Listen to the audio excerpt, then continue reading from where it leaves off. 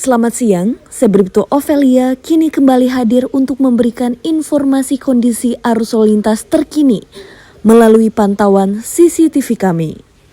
Hari Senin 7 Maret 2022 pukul 11 waktu Indonesia bagian Barat.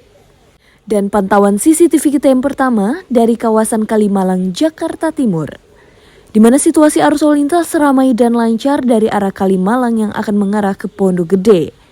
Begitupun dari arah Kalimalang yang akan mengarah ke Bekasi.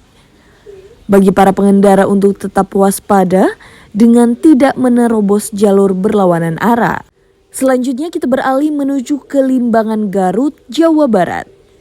Dari arah Nagrek yang akan mengarah ke Malabong saat ini ramai dan lancar.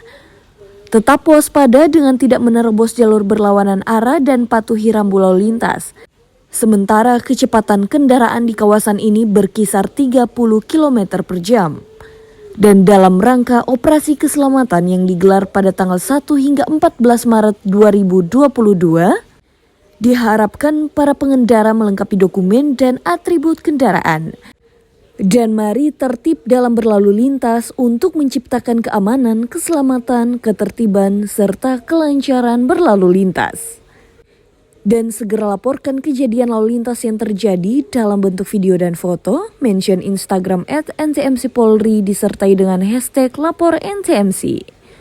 Untuk kondisi arus lalu lintas, hubungi call center kami di 1500669 atau SMS di 9119.